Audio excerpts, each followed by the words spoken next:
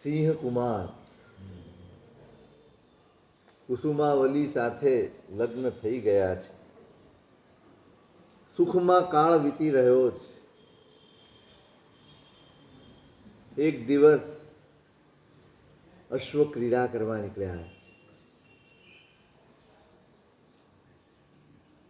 અને નાગદેવ નામના ઉદ્યાન તરફ પહોંચી ગયા. અનાયાસ ઘોડો ઊભો રહી ગયો છે, ઊભો રાખી દીધો છે. ઉદ્યાનનું દ્રશ્ય જોઈ મન ઠર્યું છે.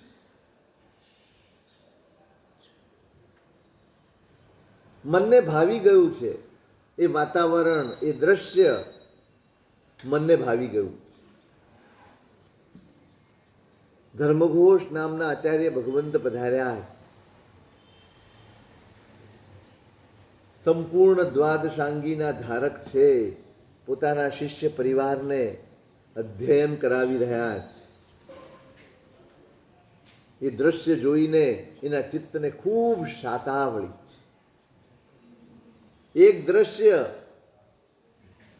ક્રીડા સુંદર ઉદ્યાનમાં એણે જોયું. એક દ્રશ્ય અહીંયા નાગદેવ ઉદ્યાનમાં એણે જોયું. ફરક જોજો.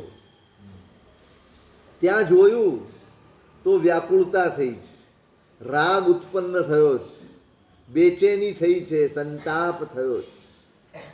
સંસારનો કોઈ ભાવ તમને સ્વસ્થતા આપી શકે એવું સામર્થ્ય એનામાં નથી.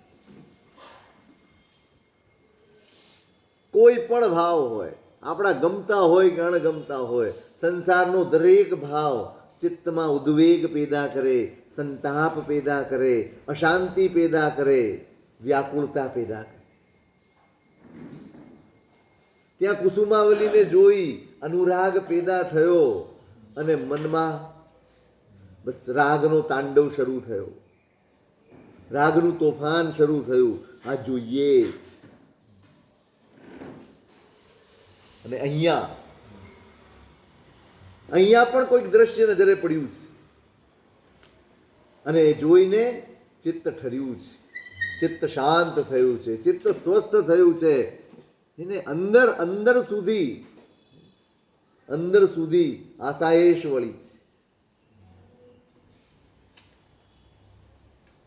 બસ જોઈ રહે છે બહારથી ઊભા ઊભા. આટલા યુવાન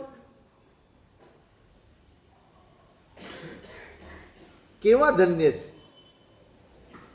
ક્યાંય કોઈ પંચાયત નથી. ક્યાંય એમની બહારથી કોણ આવે છે, કોણ જાય છે, રસ્તા ઉપરથી કોણ પસાર થઈ રહ્યું છે, કોઈ અંદર આવે છે કે નથી આવી રહ્યું, ક્યાંય એમનું ધ્યાન નથી. બસ પોતાનામાં મગન હોય એનું નામ સાધુ. પોતાના સિવાય કોઈના વિચાર એના ચિત્તમાં ન હોય એનું નામ સાધુ છે. જે 24 કલાક પોતાની સાથે જીવી શકે એનું નામ સાધુ છે.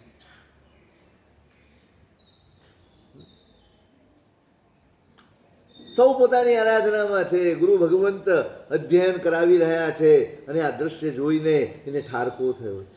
કેવું અદભુત! ધનનો ખુએ સો, કેવા ધન્ય જીવો છે.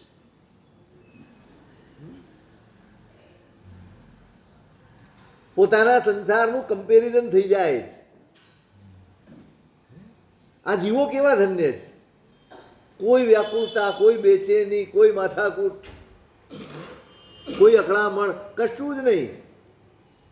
સંસાર વિરક્ત ભાવો, સંસારથી જે વિરમી ગયો છે એને શાંતિ સિવાય બીજા કોઈ ભાવનો અનુભવ ન હોય.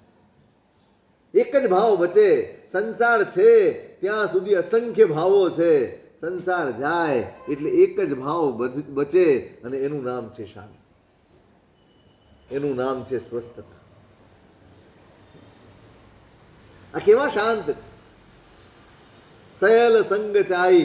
કોઈ સંગ નથી તો કોઈ અપેક્ષા નથી, કોઈ સંગ નથી તો કોઈ આશા નથી, કોઈ સંગ નથી તો કોઈ પ્રતીક્ષાએ નથી, કશું જ નથી. કોઈનો ઇંતજાર. સાધુને કોનો ઇંતજાર? સાધુને કોની પ્રતીક્ષા? એ કોની રાહ જુએ?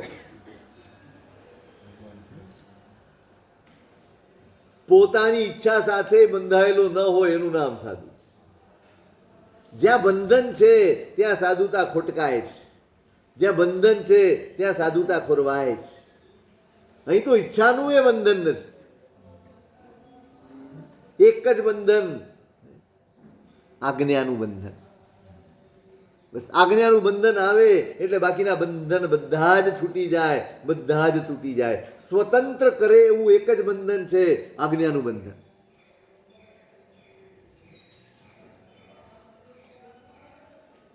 સયલ સંગ ચાઈ, સઘળાય સંગોથી ઉપર ઉઠીને કેવા પોતાની મસ્તીમાં મહાળે છે. કોઈની આશા નથી ને, કોઈની અપેક્ષા નથી ને, માટે પ્રસન્ન છે. પરમ પરોવયાર નિર્યો, પરમ પરોપકારમાં રહેલા છે. કાંઈ કોઈને બોલાવતા નથી, કોઈને બોલાવીને કશું સમજાવતા નથી, કોઈને દાન આપતા નથી, અને છતાંય પરોપકારી. કેમ?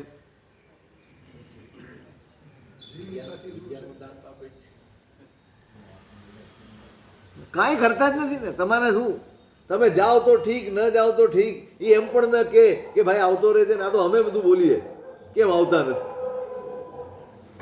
આટલી આશા એમને નથી, અને છતાંય પરોપકાર. સાધુનું જીવન જ એવું છે. સૌથી પહેલો પરોપકાર તો એ 24 કલાક 14 રાજલોકના જીવોને સતત અભયદાન મળે છે. કોઈને નડે નહીં એનું નામ સાધુ. હવે એ પરોપકાર જ છે. તમે નડો નહીં એ જ ઉપકાર છે બહુ મોટો. કોઈની વાતમાં ડાફું મારે નહીં, કોઈની પંચાયત કરે નહીં, કોઈની વાત જાણવાની જિજ્ઞાસા જેને હોય નહીં. કોઈ કહી જાય ને તોય પેલી ક્ષણમાં ખંખેરી શકે, એનું નામ સાધુ. ગમે તેવી વાત કહી ગયો હોય પણ પોતાના નહીં. મારે કોનું સાંભળવાનું છે? મારે તો પ્રભુનું સાંભળવાનું છે, મારે જ્ઞાનીનું સાંભળવાનું છે. આ તો સંસાર એ વાતમાં રસ જ નથી લેવાનો. પર્યાવરણમાં કેટલો મોટો ઉપકાર કરે છે વિચારો તમે. સાધુનો ઉપકાર કેટલો છે. એક પણ પ્રકારનું પર્યાવરણ સાધુ બગાડતો ને. પ્રત્યક્ષ ન દેખાય પણ પરોક્ષ રૂપે કેટલો ઉપકાર સાધુ કરે. ખાલી જોઈને પણ અહોભાવ જાગે છે. કાંઈ બોલાવતા નથી, જોતા પણ નથી. એ તો એ પોતાની મસ્તીમાં ચાલ્યા જતા હોય. તમારી નજર પડે, તમારા મનમાં અહોભાવ જાગે, તમે હાથ જોડો, તમે વંદન કરો, તમે પ્રણામ કરો, તમે અહોભાવથી ભાવિત થાઓ અને તમારા આત્માના થોડા કર્મો ખસે. કોનો ઉપકાર? કશું જ બોલ્યા વગર, કશે નજર કર્યા વગર, તમને બોલાવ્યા વગર પણ ઉપકાર કરી શકાય એવું કોઈ જીવન હોય તો સાધુજી. પરમ પરોપકાર લખ્યો છે, પરમ પરોપકાર.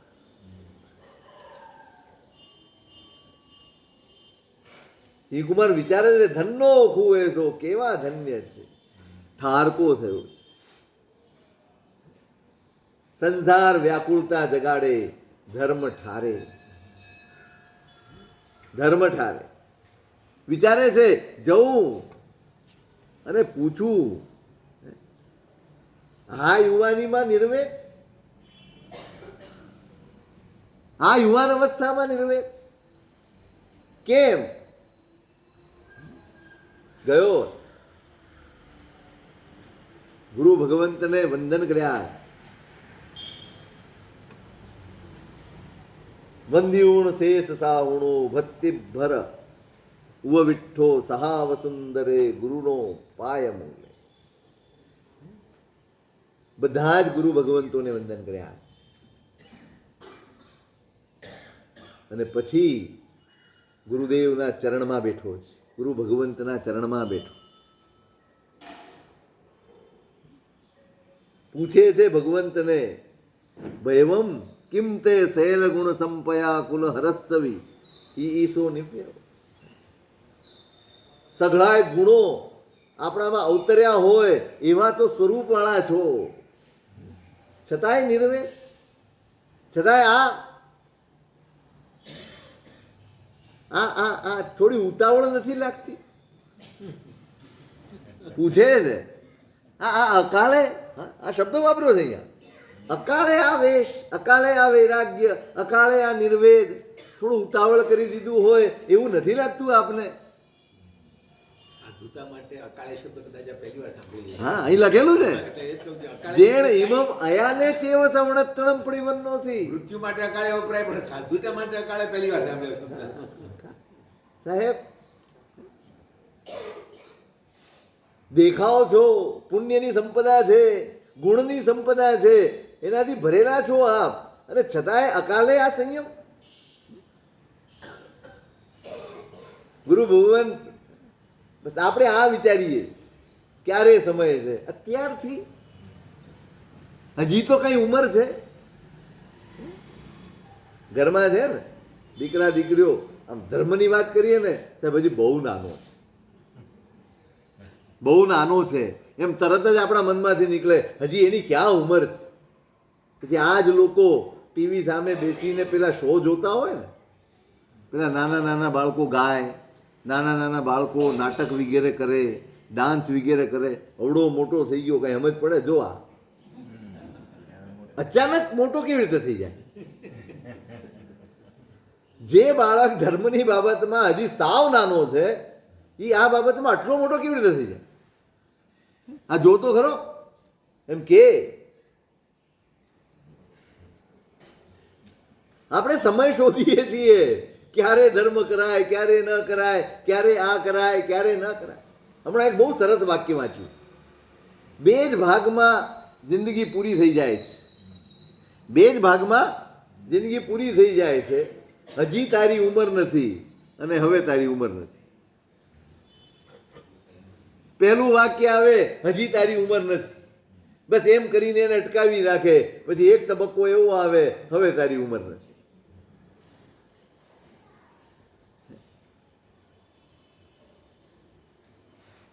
પેલા રોકી, હજી તો શું સંસાર જોયો છે, હજી શું ભોગવ્યું છે, હજી શું જાણ્યું છે, હજી તો વાર છે. આપણે વાર છે, વાર છે, કેટલી વાર છે? હજી અને હવે બે શબ્દ બહુ અદ્ભુત વાપર્યું છે. આખો અર્થ જુદો. હજી તારી ઉંમર નથી. તમે શરૂઆતથી કહો, હજી તો તું નાનો છે, હજી તો તારે કમાવાની ઉંમર છે, હજી તો તારે બધું હાણવા માંડવાની ઉંમર છે. એ બધું કરતા કરતા એક તબક્કો આવે, હવે તો કે હવે તારી ઉંમર નથી. પેલા ઉંમર નહોતી, હજી એ ઉંમર નથી. ક્યારે ઉંમર? ક્યારે? ગુરુ ભગવાન તેને કહે છે, ભાઈ અકાલ શું હોય? તો ચાલો એક કામ કરો, આ જે રોગ અકાળે આવી જાય છે એને અટકાવી શકશો? આ મૃત્યુ અકાળે આવી જાય છે એને તમે અટકાવી શકશો? તો પછી સાધુપણા માટે, ધર્મ માટે, આત્માના હિત માટે કાળની ગવેષણા કેમ? કાળને શોધવાનો કેમ? જો રોગ અચાનક આવી શકતો હોય, ગમે તે કાળે આવી શકતો હોય, જો મૃત્યુ ગમે તે સમયમાં આવી શકતો હોય, તો ધર્મ કેમ ન થઈ શકે? તો પુરુષાર્થ કેમ ન થઈ શકે? તો સાધુપણું કેમ ન થઈ શકે? સાધુપણું લઈએ તો એના માટે કાળ, અને મૃત્યુ આવે તો કાંઈ નહીં.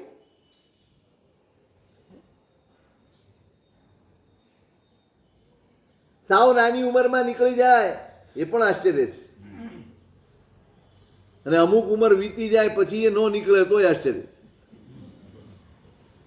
બને આશ્ચર્યની જ ઘટના છે. તમે ઘણાને કહેતા હશો કે હજી નહીં, હજી નહીં, હજી વાર છે, કહેતા હશો ને? તમારે શું છે? ચલો કહો, તમારો કયો વખત ચાલે છે?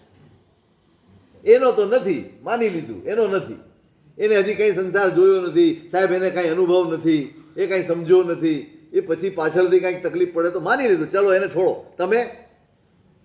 તમે તો જોઈ લીધું, તમે અનુભવી લીધું, તમે માણી લીધું, તમે ધરાઈ ગયા. શું? કોની સાથે? આ તો કોક ના હોય એને કહો તમે, તમારાને તો લાવો જ નહીં.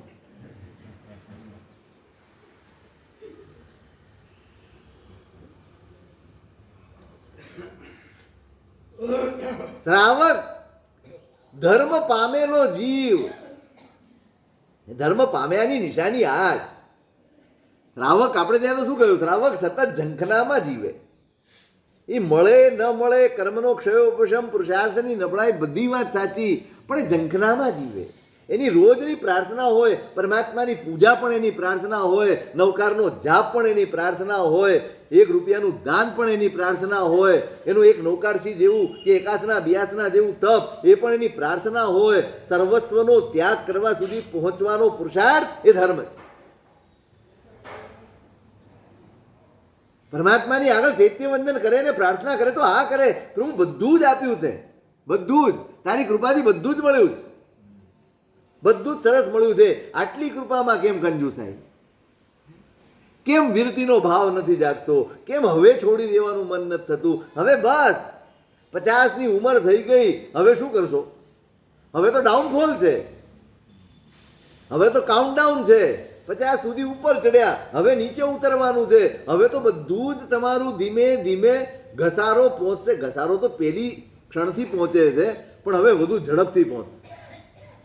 50 વર્ષ સુધીમાં જે ઘસારો વેઠ્યો હોય ને એ 50 થી 55માં જ ભોગવી શકાય. 5 વર્ષમાં એટલો ઘસારો, 50 વર્ષનો ઘસારો 5 વર્ષમાં આવી જાય. હવે ઘસારાની ઝડપ વધશે. હવે તો અટકું. પ્રાર્થના હોવી જોઈએ, આટલી તો કૃપા કરો. મનમાં સંકલ્પ તો જગાડો, મનમાં ભાવના તો જગાડો. પ્રભુ આટલી તો કૃપા કરો. વેલા મોડા તુમહિ જ કારણ, હવે વિલંબ શા કારણે રે. છેવટે તો તમારી જ કૃપાથી અહીંયા પહોંચવાનું છે. અને એટલે તો રોજ અહીંયા આવું છું, એટલે તો રોજ તમારો સ્પર્શ કરું છું, એટલે તો રોજ તમને આંખ બંધ કરીને પ્રાર્થના કરું છું. શું પ્રાર્થના કરીએ?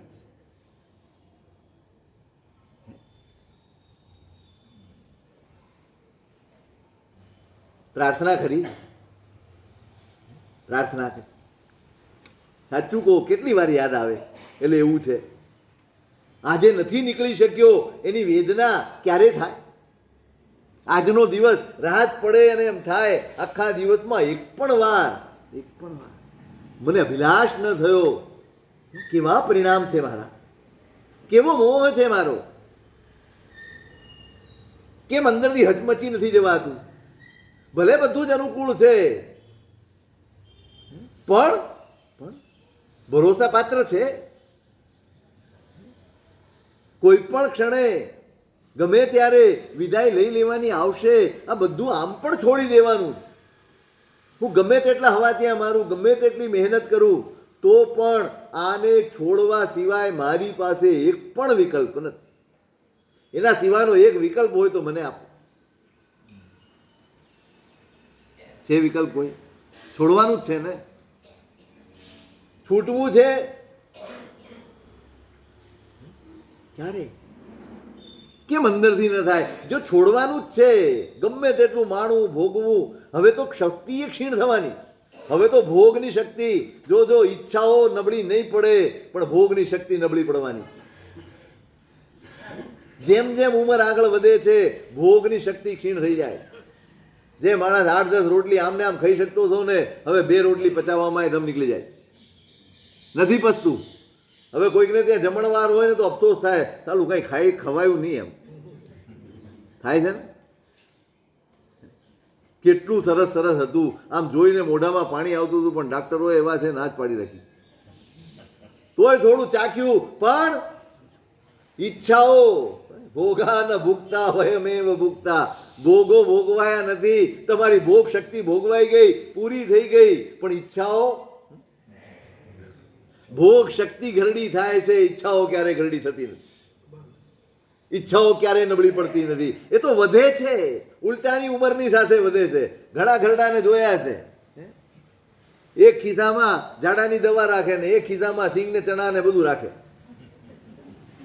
આય ખાવાનું ને આય સાચવવાનું, બે બેલેન્સ કરવાનું.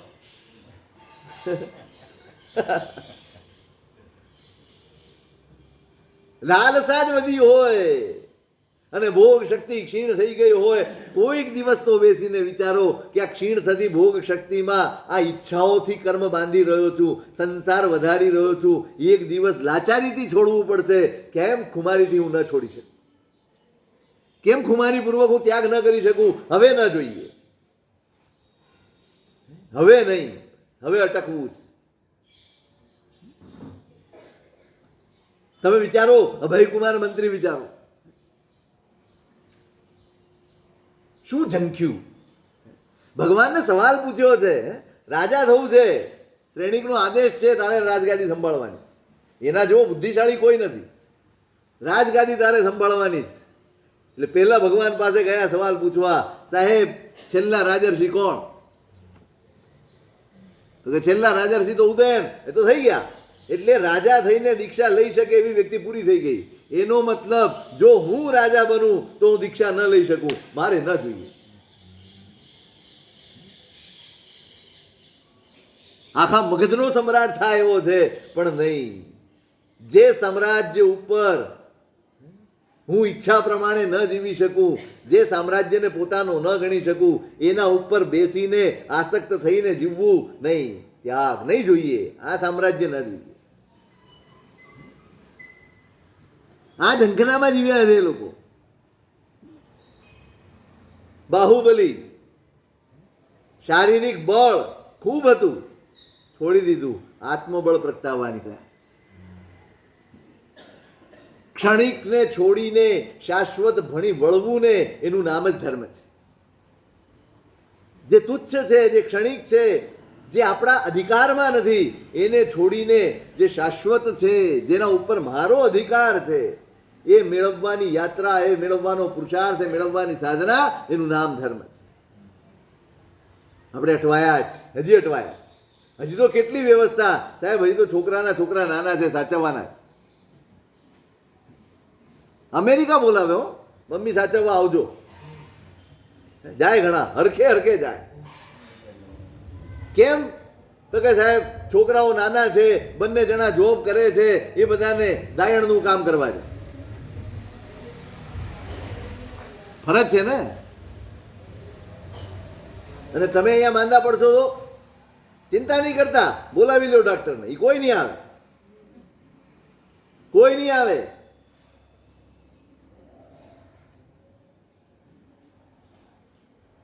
એનો અર્થ એ નથી કે તમારી ફરજ ના નિભાવો, પણ કમસે કમ અંદર વૈરાગ્ય તો જગાડો, અંદર સમજણ તો પેદા કરો કે રહેવું પડે છે, રહેવું છે, એની બદલે રહેવું પડે છે, આટલો ભાવ તો પેદા કરી દો.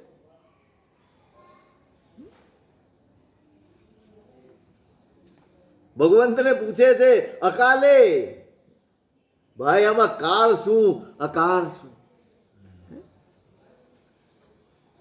અને જો છેલ્લી ઘડીએ પણ, છેલ્લી અવસ્થામાં પણ ઉત્તમ ભાવથી ધર્મ સેવવા યોગ્ય હોય તો પેલી ઉંમરમાં કેમ નહીં? કેમ?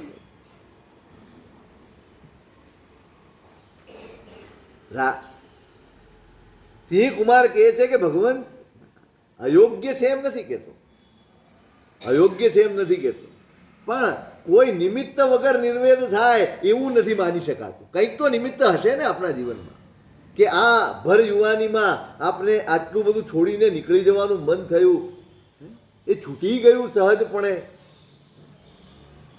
એવું કંઈક નિમિત્ત તો હશે ને. હવે જોજો આ આખા ચરિત્રમાં આ એક વસ્તુ વારંવાર આવશે. જ્યારે પણ ગુરુ ભગવંત મળે છે ને બસ એક જિજ્ઞાસા હોય છે, કેમ છોડ્યું છે આપણે? અને ગુરુ ભગવંતોનો પહેલો જવાબ આ જ હોય છે, સંસારો ચેવ નિર્વેય કારણ. આ સંસાર જ નિર્વેદનું કારણ છે ભાઈ, સંસાર જ નિર્વેદ. આમાં બીજા ક્યાં કારણ શોધવા જઈએ? આમાં ક્યાં નિમિત્ત શોધવા જઈએ? જો આપણી સંવેદના જાગતી હોય, જો આપણો માયલો જાગી ગયો હોય ને, તો દરેક પગલું સંસારનું વૈરાગ્ય ભણી લઈ જાય. દરેક પગલું સંસારનું તમારા ચિત્તમાં ત્યાગની વૃત્તિ પેદા કરે. દરેક પગલું સંસારનું તમારા મોહને ખતમ કરે એટલું સામર્થ્ય છે, એટલા નિમિત્તો છે આ સંસારમાં. બસ આપણો માહિલો જાગતો નથી એટલે આપણે ત્યાં સુખ માણીએ છીએ, સુખ સમજીએ છીએ અને સુખ શોધીએ છીએ. હજી વધુ, હજી વધુ, હજી વધુ, હજી ધરાતા નથી.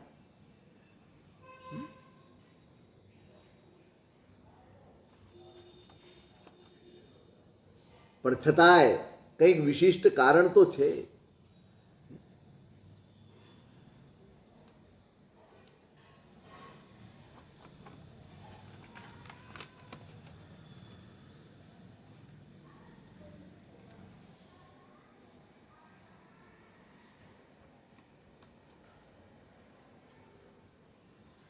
પોતાની કથા કરે. આ જ વિજયમાં રાજપુર નામનું નગર છે.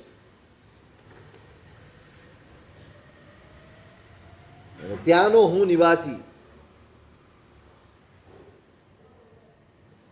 અને એક દિવસ અમારા નગરમાં અમરગુપ્ત નામના આચાર્ય, જે અવધિ જ્ઞાની હતા, એ પધાર્યા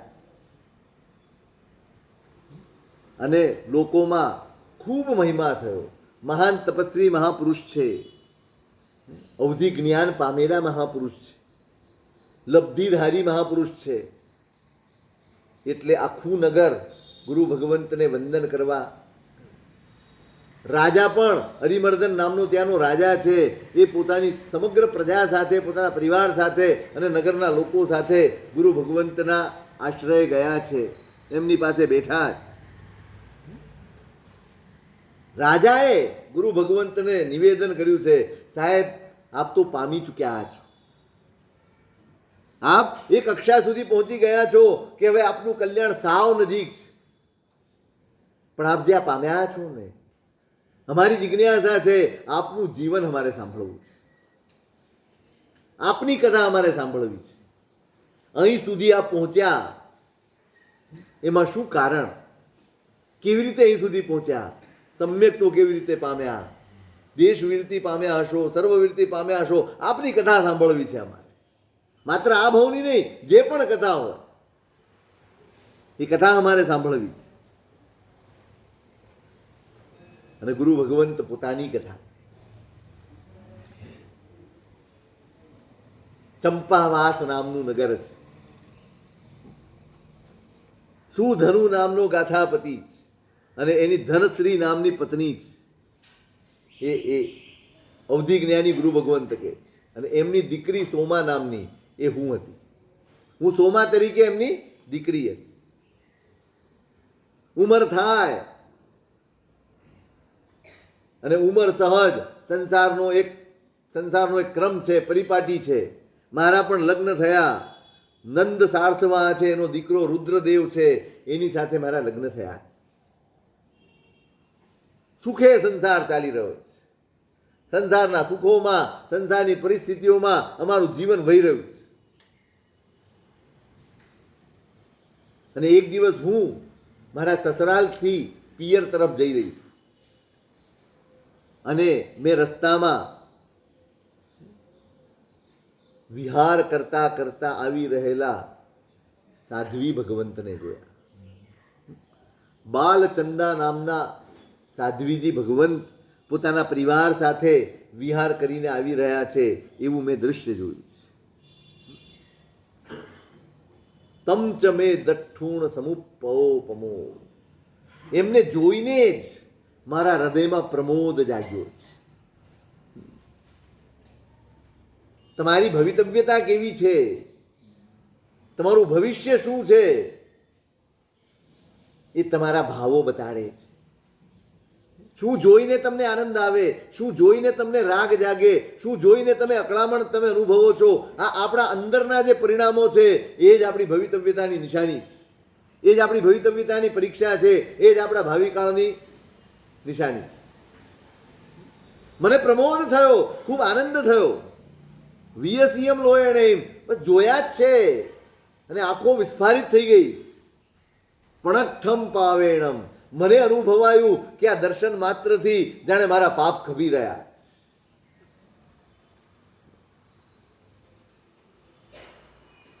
મારું ચિત્ત સહજપણે, મારા ચિત્તમાં ધર્મનો પરિણામ જાગ્યો. સહજપણે. હું બહુ દૂર નહોતી, એટલે ત્યાંથી મેં ગુરુ ભગવંતને પ્રણામ કર્યા, અને ગુરુ ભગવંતે પણ મને ધર્મલાભના આશીષ આપ્યા.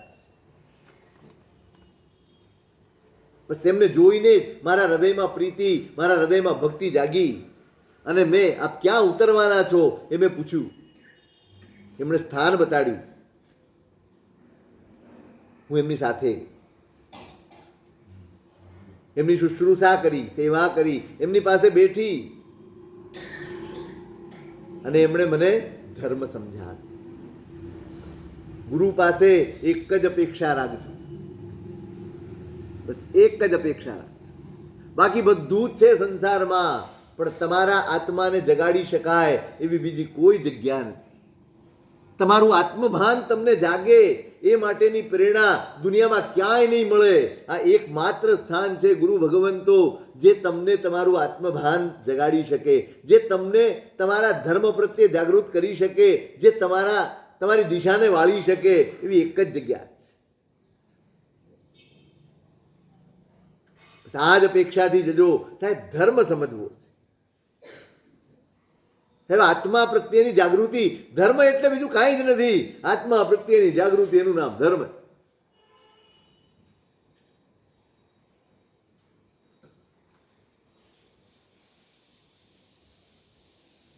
વિતરાગનો ધર્મ મને સમજાવ્યો, અને સાંભળતા સાંભળતા અહોભાવ કેવો હશે, હૃદયનો ઉલ્લાસ કેવો હશે, એ સ્વીકારનો ભાવ કેવો હશે કે સાંભળતા સાંભળતા જ કર્મનો ક્ષયોપશમ થયો અને સમ્યક દર્શન પ્રાપ્ત થયું.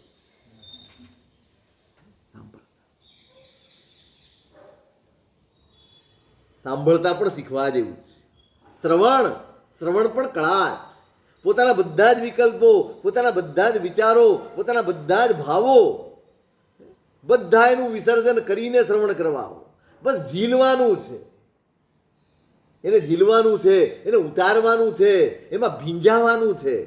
આ માત્ર સંગ્રહ નથી, આ માત્ર સંગ્રહ નથી. આપણે સંગ્રહશીલ બની ગયા છે. આ પરિગ્રહ કરી લઈએ, મને આટલી બધી ખબર પડે, મને આટલી બધી જાણકારી છે. નહીં, રમી જવું જોઈએ. એક એક શબ્દ, એક એક વાત, દરેક વાત, દરેક અવસરે મને ઢંઢોળવી જોઈએ. આ શેના માટે સાંભળીએ છીએ? આ શ્રવણ શેના માટે છે? આ સ્વાધ્યાય શેના માટે છે? અહીંથી બહાર નીકળીને જ્યારે સંસારના વ્યવહારમાં જોડાઈ જઈશું ને, ત્યારે મને રોકનાર, મને ટોકનાર, મને અટકાવનાર જો કોઈ હશે તો આ પ્રભુની વાણી જ હશે. એટલે શ્રવણ કરવાનું છે. આ શ્રવણ નથી, આ સથવારો છે. આ શ્રવણ નથી, આ સથવારો છે. સંસારના વિષમ પરિસ્થિતિઓમાં જ્યારે મારા મનના ભાવો પડશે, મારા મનના ભાવો નબળા પડશે, મારા મનના ભાવોમાં વિકૃતિ પેદા થશે, ત્યારે મને જો કોઈ જાળવશે તો આ જ વાણી છે, બીજું કોઈ સાધન નથી. આ શ્રવણ છે. કર્મ ખપતા ગયા, ક્ષયોપશમ થયો, અને શ્રવણ કરતા કરતા જ સાધ્વીજી ભગવંત ધર્મ કહી રહ્યા છે, હું સાંભળી રહી છું, અને સાંભળતા સાંભળતા મારા કર્મનો ક્ષયોપશમ થયો, મને સમ્યક દર્શન પ્રાપ્ત. મારું ચિત્ત પ્રભુના ધર્મથી ભાવિત થઈ ગયું. ઓહ, આવો અદભુત ધર્મ છે, આવો ધર્મ છે.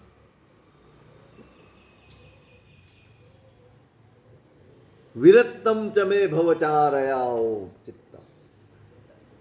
ધર્મનો પ્રવેશ થાય, ધર્મ એની સાથે વૈરાગ્ય લઈને જ આવે. જ્યાં ધર્મ છે, જ્યાં ધર્મની બુદ્ધિ છે, ત્યાં વૈરાગ્ય છે ને છે. છોડવું જ વૈરાગ્ય નથી, છૂટી જવું પણ વૈરાગ્ય છે. તમે હો ઘરમાં અને છતાં છૂટી ગયા હો, એ વૈરાગ્ય છે. હું હોઉં અહીંયા અને બધી અભિલાષા કરતો હોઉં તો હું રાગી છું. રાગ અને વૈરાગ્યમાં કપડાનો ફરક નથી, રાગ અને વૈરાગ્યમાં પરિણામનો ફરક છે, ભાવનું ફરક છે. શેનો ફરક છે? ભાવનો ફરક છે, કપડાનો ફરક નથી. સ્થાનનું ઉપાશ્રયમાં હોય તો વૈરાગ્ય, ઘરમાં હોય તો રાગી નહીં. અંદરથી લગાવ છૂટી ગયો હોય, અંદરથી આગ્રહ છૂટી ગયા હોય, અંદરથી અપેક્ષાઓ છૂટી ગઈ હોય, બસ એક કર્તવ્ય ખાતર પોતાના કર્તવ્યોને નિભાવતો હોય, આ વૈરાગ્ય છે. ઇન્વોલ્વમેન્ટ જાય એનું નામ વૈરાગ્ય છે. શું જાય? ઇન્વોલ્વમેન્ટ ધીમે ધીમે ધીમે ધીમે ઓછા કરતા કરતા કરતા બહાર નીકળી જવા. બસ આ છે વૈરાગ્ય. મારી બુદ્ધિ પણ વિરત્તમ મે ભવચારયાઓ ચિત્તમ, મારું ચિત્ત પણ આ સંસાર રૂપી કારાવાસમાંથી વિરક્ત થઈ ગયું. હવે રાગ નથી રહ્યો, હવે અભિલાષા નથી રહી, હવે ઈચ્છા નથી રહી, હવે એમાં સુખની બુદ્ધિ નથી રહી. વૈરાગ્ય એટલે શું? સંસારના પદાર્થો, સંસારની પરિસ્થિતિઓ, સંસારના વ્યવહારો કોઈ પણ હોય, કંઈ પણ હોય કે પોતાની ઈચ્છાઓ, બધેથી સુખની બુદ્ધિ નીકળી જાય, એનું નામ વૈરાગ્ય. પદાર્થ નથી છૂટતો, પદાર્થની સુખ બુદ્ધિ છૂટી જાય, એનું નામ વૈરાગ્ય. ખાવાનું નહીં છૂટે, પહેરવાનું નથી છૂટવાનું, ઘર નથી છૂટી જવાનું, પરિવાર નથી છૂટી જવાનો, પણ આ બધામાં જે મારી સુખ બુદ્ધિ છે ને, એ સુખ બુદ્ધિ નિવૃત્ત થઈ જાય, એ સુખ બુદ્ધિ નીકળી જાય, એનું નામ વૈરાગ્ય. બોલો, આપણે વૈરાગી ખરા? આપણામાં સુખ બુદ્ધિ છે? પદાર્થોમાં સુખ લાગે છે, સત્તામાં સુખ લાગે છે, સંપત્તિમાં સુખ લાગે છે, શરીરમાં સુખ લાગે છે, સાધનોમાં સુખ લાગે છે, સંબંધોમાં સુખ લાગે છે. જો હજી મારામાં સુખ બુદ્ધિ હોય આ બધામાં, તો સમજવાનું હજી વૈરાગ્યથી બહુ છેટું છે, હજી ધર્મથી છેટા છે. ધર્મ આવે બસ સુખ બુદ્ધિ ઓગળી જાય. હવે સુખ એક જ અનુભવાય, આત્મા એ જ સુખનું ઠેકાણું છે, આત્મા એ જ સુખનું નિદાન છે, આત્મા સ્વયં સુખમય છે, બસ બાકી કશું જ સુખ નથી.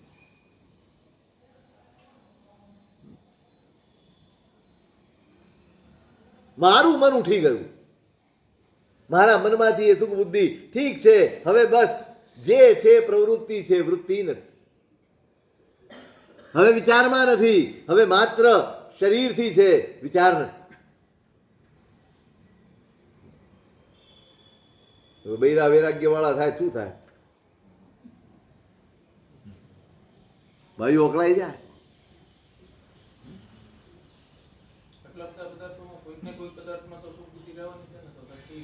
શેમાં રહેવાની બતાવો, શેમાં સુખ છે એ બતાવો તો આપણે એમાં રાખીએ. કેમાં શેમાં રાખવા જેવી છે સુખ બુદ્ધિ? છે આ બધા જ સાધનો છે, સુખ નથી ભાઈ. સાધનો બસ. સુખ ક્યાં છે? ચાલો સાચું કહો, સુખ ક્યાં છે? સરનામું આપો. સુખ ક્યાં છે? સુખ તો તમારી અંદર બેઠું છે ભાઈ, સુખ તમારી અંદર બેઠું છે, અને હું આને સુખ માની રહ્યો છું. આ નહીં આના કરતા સારું, આ નહીં આના કરતા સારું. આ ચાંદીનું છે તો મારા માટે સુખ છે, પણ આ જ બાજુમાં કોઈ સોનાનું મૂકી જાય તો શું ટ્રાન્સફર થયું?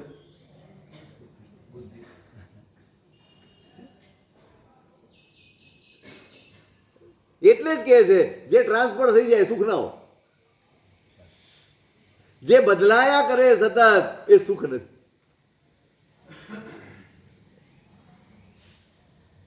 અને તોય રુદ્ધ દેવો કમ્મદોષેણમ પવોસમ કાઓ મારત. પાછી ઘરે ફરી છે, હવે આખી આખી આખી કાયા પલટ થઈ ગઈ. કામ તો બધા જ કરે છે, રસોઈ પણ કરવાની છે, પ્રેમથી જમાડવાના પણ છે, બધું જ કરવાનું છે, પણ દેખાયા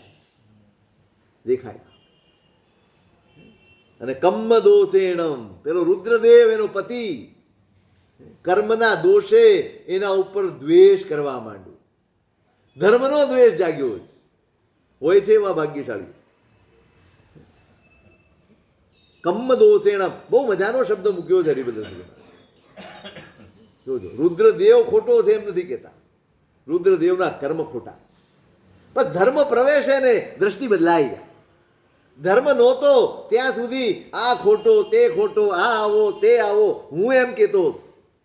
પણ જ્યાં ધર્મ પ્રવેશે, જ્યાં સમજણનો પ્રવેશ થાય, ત્યાં વ્યક્તિ ખોટી ન લાગે, વ્યક્તિના કર્મ ખોટા. સવ્વે જીવા કમ્મવશ, આ શબ્દ સઘળા જીવો કર્મ પરવશ છે. વાંક એનો નથી, એના કર્મનો છે. વાંક એનો નથી, એની ભવિતવ્યતાનો છે. વાંક એનો નથી, એને જે ઉપાર્જિત કર્યું છે ને એનો વાંક છે. કરુણા એના ઉપર કરવાની છે. કેવી એની પરાધીનતા છે, કેવી એની પરવશતા છે. બિચારો કર્મને સમજી શકતો નથી, બિચારો પરવશતાને સમજી શકતો નથી. જો ધર્મ નહીં સમજ્યા હો ને, તો જે તમને નડે છે, જે તમને બાધક બને છે, એના ઉપર તમે દ્વેષ કરતા થઈ જશો, ધર્મ ધોવાઈ જશે. વાંક કોનો છે? વ્યક્તિનો વાંક નથી, વ્યક્તિના કર્મનો.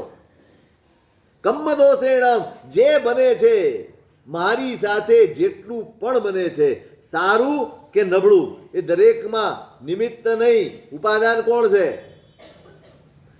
બેનો તફાવત બરાબર સમજી રાખો, નિમિત્ત અને ઉપાદાન. જો સમાધિ જોઈતી હોય ને તો આ બેમાં ભેદ કરજો.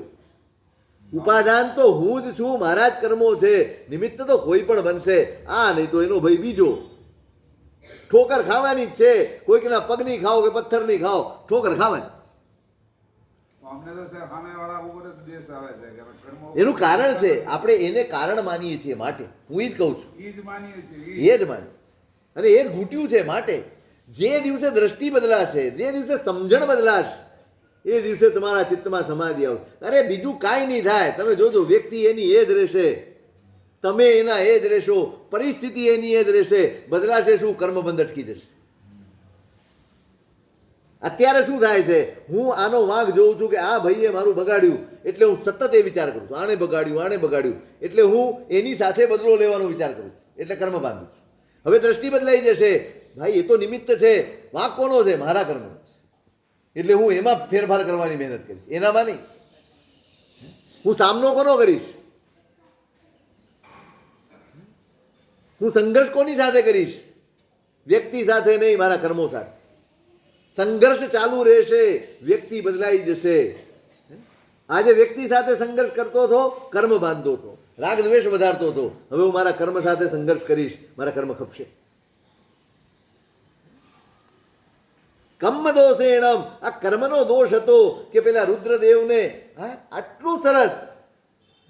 આટલો સરસ બદલાવ આવ્યો એના જીવનમાં, એની ધર્મપત્નીના જીવનમાં, પણ એને સ્વીકાર્ય ન થયો.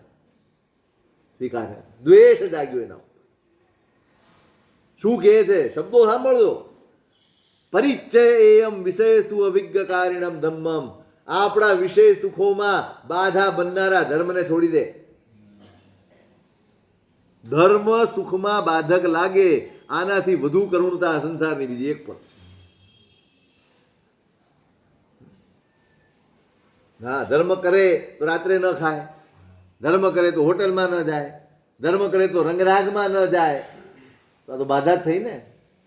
ધર્મ જ બાધા બન્યો ને. શેમાં બાધા બન્યો?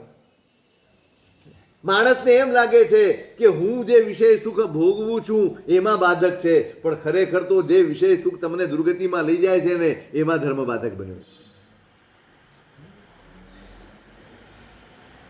દુર્ગતિમાં પડતા જીવને ધારણ કરે એનું નામ ધર્મ કયો?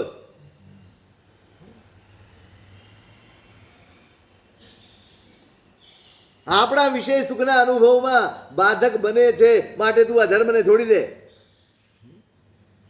પેલી કહે છે, અરે આ વિષય સુખોને મૂકો પૂળો, આટલા વર્ષોથી ભોગવીએ છીએ, ધરાયા છો. આટલા વર્ષો થઈ ગયા, આનું આ કરીએ છીએ, હજી એક પણ વાર આપણે એમ સંતુષ્ટ નથી કે હાશ બસ હવે બધું થઈ ગયું.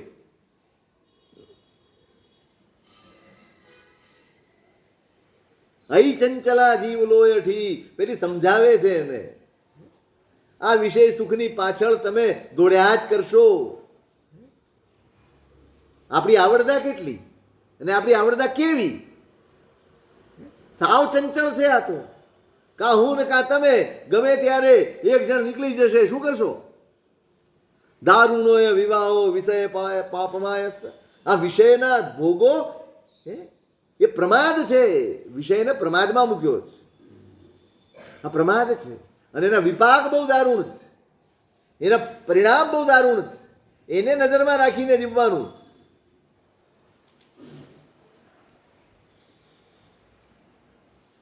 પેલો કહે છે કે તારી બુદ્ધિ છે ને ભ્રષ્ટ થઈ ગઈ. શું થઈ ગયું છે? બુદ્ધિ ભ્રષ્ટ થઈ ગઈ છે. સામે રહેલા સુખો છોડી અને જે દેખાતા નથી એવા સુખો માટે તું દોડે, એવા સુખોની અભિલાષા કરે. પેલી પૂછે છે, શું દેખાય છે તમને આમાં? પશુ ગણ સહારણા ઇમે વિષયા, બહુ હલકો શબ્દ વાપર્યો છે.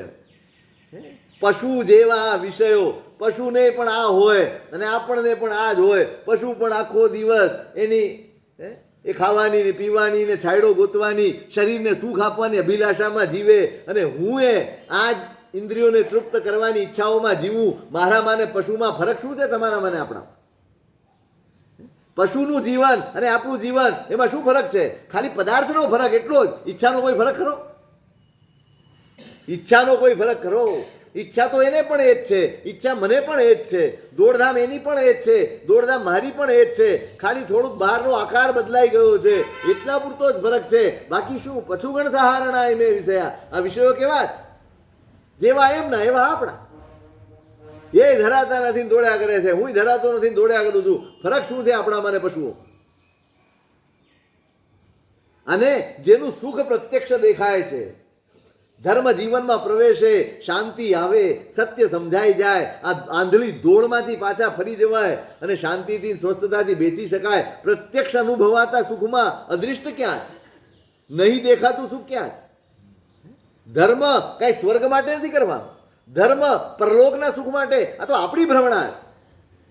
આપણે એવું માન્યું છે કે હું ધર્મ કરીશ તો મારો પરલોક સુધરી જશે. સાચું કહો, ધર્મ કરશો તો પરલોક સુધરી જશે? આપણે એવું જ સાંભળ્યું, ધર્મ કરો તો પરલોક સુધરી જાય. સુધરી જાય?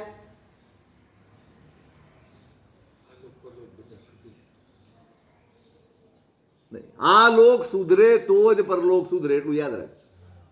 અહીંયા જો તમે નહીં બદલાયા હો, અહીંયા તમારી વૃત્તિ પ્રવૃત્તિમાં કોઈ પરિવર્તન નહીં આવ્યું હોય, એક બાજુ ધર્મ ચાલે, એક બાજુ તમારા જે સંસારના ખાવા દાવાઓ એ ચાલ્યા કરે, તમારો પરલોક ક્યારેય સુધારવાનો નથી.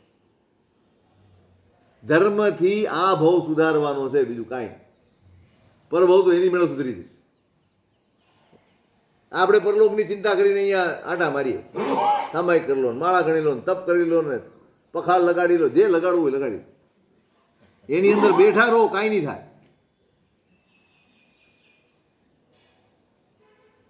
શું સુધારવાનું છે? આજે મારી મતિ સુધરવી જોઈએ, આજે મારી બુદ્ધિ સુધરવી જોઈએ, આજે મારો દ્રષ્ટિકોણ સુધરવો જોઈએ. હું જે દ્રષ્ટિથી સંસારને જોઉં છું અને મારી આ સુખ બુદ્ધિ છે એ સુખ બુદ્ધિ બદલાવી જોઈએ, તો જ ભવાંતરમાં તમારું સુધરશે. નહીંતર આ જ બુદ્ધિ સાથે આવશે, આ જ રાગ સાથે આવશે, આ જ આસક્તિઓ સાથે આવશે, આ જ ઈચ્છાઓ સાથે આવશે, બધું આનું આ જ સાથે આવશે. બીજું હા, ધર્મના લીધે આવશે, ત્યાં તમને પૈસા મળશે, તમને સગવડ મળશે, તમને સાધનો મળશે, પણ સદબુદ્ધિ તો મળવાની નથી. એટલે વળી પાછું એ જ કરવાનું. આ ભાવ સુધારો, આ ધર્મથી તો પરભાવ સુધરશે.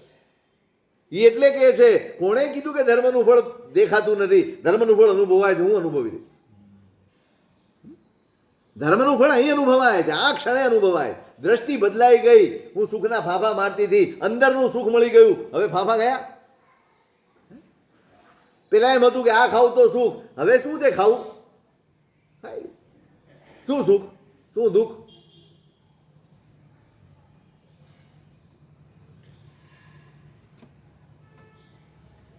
ભોલા ભાવે એને સમજાવવાની બુદ્ધિથી એને સમજાવ્યું, પણ દ્વેષ વધ્યો.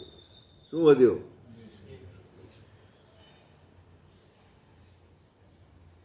બધા જ વ્યવહાર એની સાથેના બંધ કરી દીધા.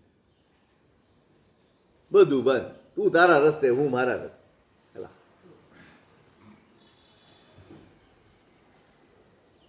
બીજી સ્ત્રીને પરણી,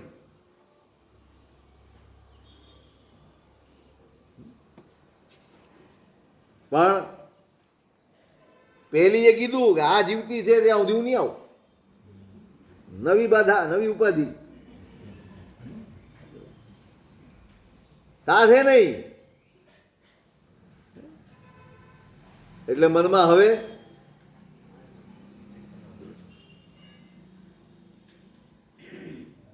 હવે દ્વેષ, હવે ઉપાયો શોધે, હવે ગમે એમ કરીને આનો કાંટો કાઢી નાખ. આ જીવતી છે ત્યાં સુધી પેલી મને મળવાની નથી, એટલે હવે આને અહીંથી મારા રસ્તાનો કાંટો બની ગઈ છે, આને દૂર કરી. પેલી ક્યાંય બાધક નથી. હું ક્યાંય કોઈ ખાવાની ના નથી પાડી, કોઈ પીવાની ના નથી પાડી, કોઈ પહેરવા ઓઢવાની ના નથી પાડી, પણ નહીં હું ઈચ્છું તેમ. અને એક દિવસ માયા કરીને નવું માટલું લાવ્યો અને એમાં સર્પ મૂક્યો, બાંધી દીધો. વહેલી સવાર હજી ભળ ભાખડું થતું હોય, હજી પૂરું અજવાળું ન થયું હોય એવા વખતે એને કીધું કે પેલા માટલામાંથી મને માળા આપ. પેલીને માયાની ખબર નથી કે આના મનમાં શું ચાલે છે. વ્યવહાર ઉપરથી બધો જ પ્રેમવાળો જ, વ્યવહાર બધો જ ઉપરનો સરસ ચાલે છે. એને એમ કે સમજો એ તો ખોલી અને માટલામાં હાથ નાખી દીધો. જેવો હાથ નાખ્યો માળાના હાથમાં આવીને સર્પ જ હાથમાં આવ્યો. કાળોતરો સર્પ છે, ફટ દઈને ડંખ મારી દીધો અને પેલી ચીસ પાડીને દોડીને પડી. હવે તો એને દેખાવ જ કરવાનો છે. આક્રંદ કરવા માંડ્યો, બધાને બૂમો પાડવા માંડ્યો. એને ખબર છે કે આ બચવાની નથી. પણ સમ્યક દર્શનનો સ્પર્શ થયો છે. જોજો, સમ્યક દર્શનનો સ્પર્શ થયો જ. મનમાં કોઈ નબળો વિકલ્પ આવતો નથી. છેલ્લી ક્ષણ આવીને ઊભી રહી ગઈ છે, પણ એ ક્ષણે એની નજરમાં, એની આંખોમાં તો એ જ દ્રશ્ય, એ ગુરુનું સાનિધ્ય, એ ગુરુની ધર્મદેશના, એ ગુરુના શબ્દો અને પોતાના ભાવો, બસ એમાં જ પોતે રમી ગઈ છે. અને ત્યાં જ એનું દેહ છૂટી ગયો. પહેલા દેવલોકમાં ઉત્પન્ન થયા, આણે બીજા લગ્ન કર્યા. પેલા લગ્ન કરી લીધા હતા, એને સાથે રાખ્યા, સુખોમાં ડૂબી ગયા છે અને એ મરીને નરકમાં ઉત્પન્ન થયો, પહેલી નરકમાં. હવે આ ઊભી થઈ ગઈ છે વેરની પરંપરા, અરસ પરસનો. આ તો એક સમભાવમાં જ છે. એને પેલા પ્રત્યે કોઈ નબળો ભાવ નથી, પણ આના મનમાં એના પ્રત્યે દ્વેષ છે. અને આ દ્વેષની પરંપરા પેલા અવધિજ્ઞાની ભગવંત કહે છે કે મારા પ્રત્યેની આ ધર્મમાંથી પેદા થયેલા દ્વેષની પરંપરા 12 ભવ સુધી ચાલી. કેટલા ભવ સુધી? 12 ભવ સુધી ચાલી. કોઈ પણ ભાવ સેવતા પહેલા અનેક વાર વિચાર કરજો. અહીંયા તમને કદાચ એમ લાગશે કે નહીં, આજે હું સંભળાવી દઉં, આજે હું આમ કરી દઉં, આજે તેમ કરી દઉં. કરી તો લેશો તમે, તમારા પુણ્યનો તમને સાથ છે એટલે તમને કોઈ રોકશે નહીં, કોઈ ટોકશે નહીં, કોઈ તમારું સામે નહીં થાય. બધી જ વાત સાચી, પણ તમે દરેક ક્ષણે તમારા ભવાંતરને જોખમમાં મૂકી રહ્યા છો, તમારા આત્માને તમે જોખમમાં મૂકી રહ્યા છો. તમે ભવાંતર માટે કશાયોની પરિણતિ જ ભેગી કરી રહ્યા છો. બહુ ખતરનાક. એવી ગતિ મળશે ને, એવી ગતિ મળે કે જ્યાં માત્ર તમારા ચિત્તમાં આ કૂતરાઓ ભસે છે ને, તમે જોયા, ગમે એને જોઈને ભસે. કેમ? કશાયો એટલા બધા સેવ્યા હશે જન્માંતરમાં કે અત્યારે જેને જુએ એના તરફ એને ભસવાનું જ મન થાય. એને કશાય જ જાગ્યા કરે, અકલામણ જ જાગ્યા કરે, વ્યાકુળતા જ જાગ્યા કરે. કોઈ બાજુમાંથી નીકળે તો ભસે, કોઈ દૂરથી જોઈ લે તો ભસે, બસ ભસ્યા જ કરે. કશાયો ભોગવીએ પૂરા નહીં થાય ને એવી ગતિઓ મળે. માટે એક એક ભાવ સેવતા પહેલા 10 વાર વિચાર કરજો, 1000 વાર વિચાર કરજો કે હું આ વિચાર કરું છું બદલો લેવાનો, હું આ વિચાર કરું છું એને કહી દેવાનો, કે હું મારા મનમાં માયા કરું છું, હું મારા મનમાં અહંકાર કરું છું, હું મારા મનમાં આ બધા કપટને પ્રપંચ કરું છું. એના વિભાગ કેવા હશે? અટકી જજો. 12 ભવ સુધી એ પરંપરા ચાલી છે. અને પછી શું થયું એનું વિશેષ શું સ્વરૂપ તે ગૃહ અધિકાર પરસ્ય